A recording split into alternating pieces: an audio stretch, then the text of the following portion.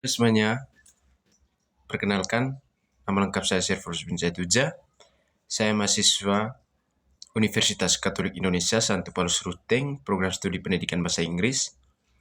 Jadi, pada kesempatan kali ini, saya ingin memperkenalkan sebuah aplikasi kepada teman-teman semua, di mana aplikasi ini sangat membantu kita dalam menyelesaikan segala hal ketika kita mengerjakan tugas ataupun mencari materi pembelajaran.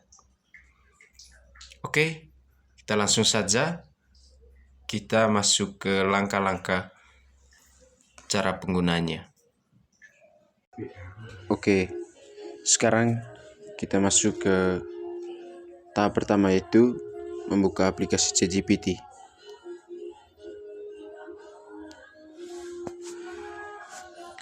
Oke. Sekarang di sini saya ingin mencari materi tentang recount text.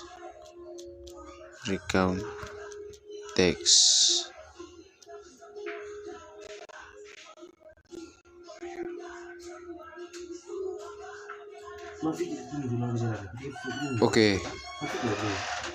Di sini langsung muncul ya teman-teman. Jadi ini materi yang saya cari di ChatGPT ini. Jadi ChatGPT ini sangat bermanfaat untuk kita semua teman-teman. Oke, sekian dan terima kasih. Good morning, students. Okay.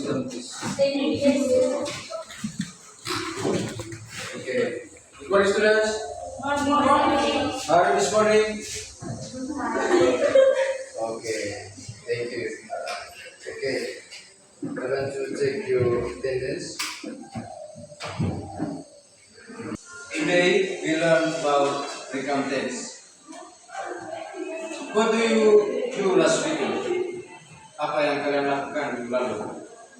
Maybe you go to some of places in beach, berlibur ke pantai. Ada? Ya? Recount text. In your opinion, what do you think about recount text?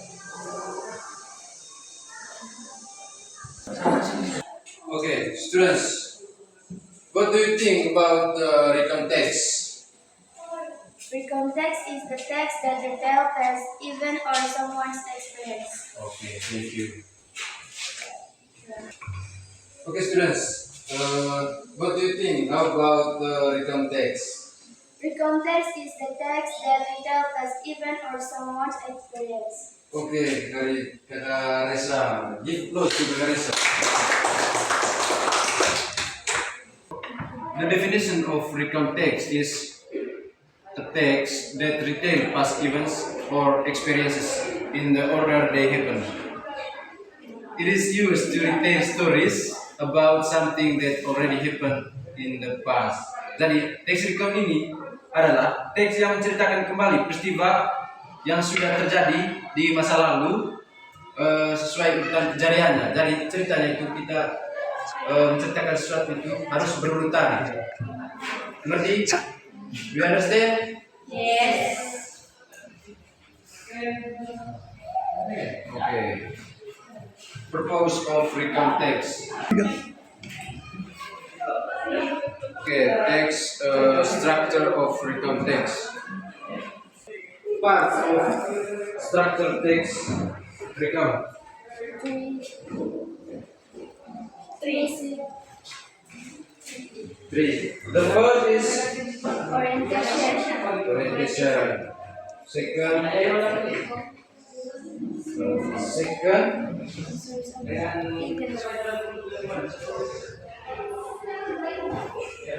okay. Second is series of events. The last one is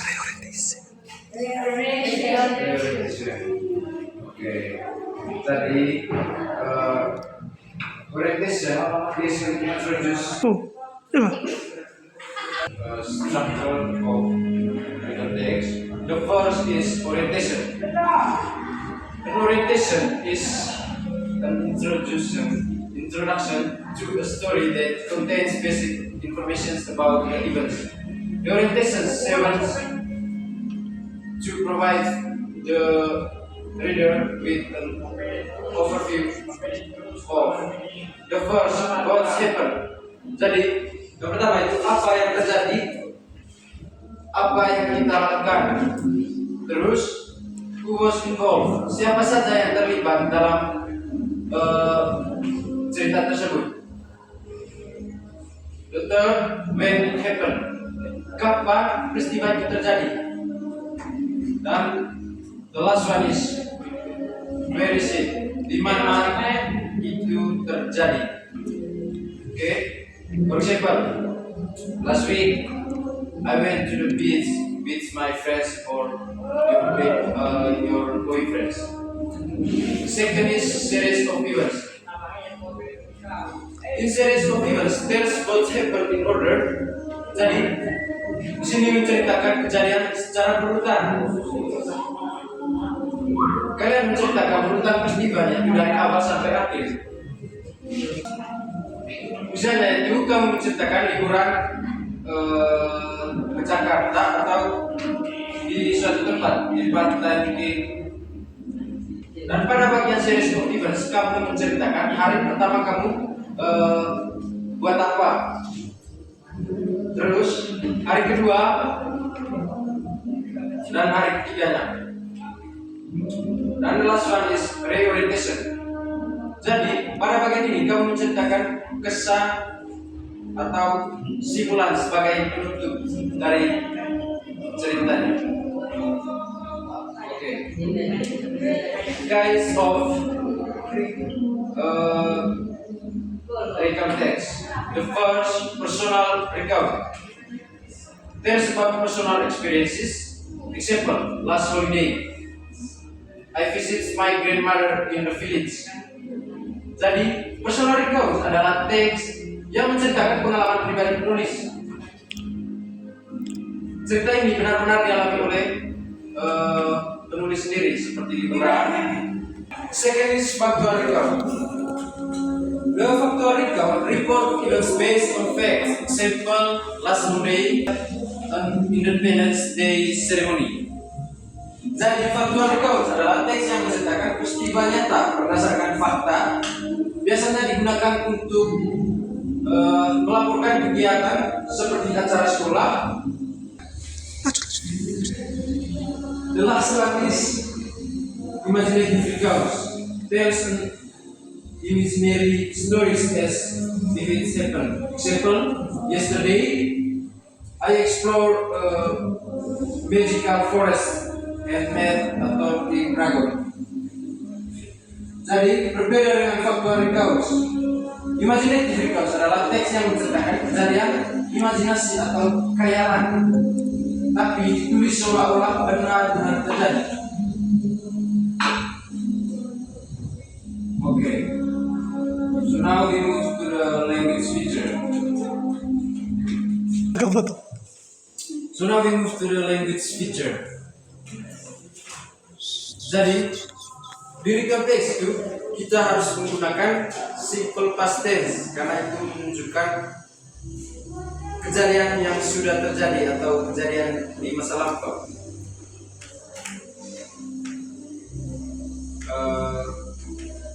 Rumus dari simple past tense, subject plus verb to. Okay. Example, I went to Jakarta last month. I visit some interesting place. The first conjunction untuk urutan waktunya, chronological conjunction, digunakan untuk menunjukkan urutan kejadian. Misalnya, first, then, next, after that, and finally. The second is conjunction untuk waktu, time conjunction. Jadi ini guys, digunakan untuk menunjukkan kapan kejadiannya terjadi. Misalnya, when, why, when ketika, why saat, before, after, as soon as. And the last one is conjunction, tambahan or addition. Jadi ini digunakan untuk menambahkan informasi. Misalnya yang pertama and, also, besides.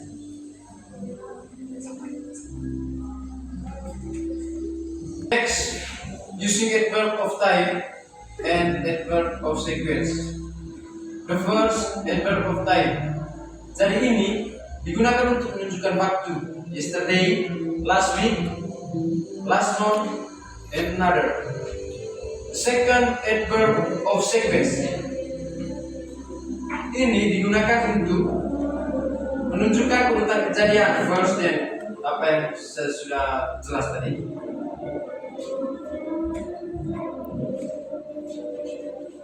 Okay. For the example of recount text, dari di sini ada sebuah cerita family trip to Jakarta. Okay. Last month, my family went to Jakarta. We went there by plane. It was so fun because it was the first time we went to Jakarta by plane. In Jakarta, we went to some interesting places. We went to Dufan on the first day in Jakarta. My sister and I took some rides there. We really enjoyed the day in Dufan. Besides, we bought some merchandise too. On the next day, we went to Taman Mini Indonesia Indah or TMI.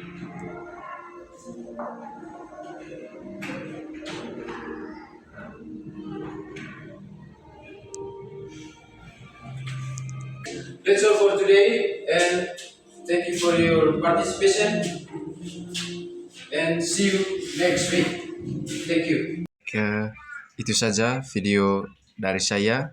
Saya berharap teman-teman mau menggunakan aplikasi ini dalam mencari materi pembelajaran.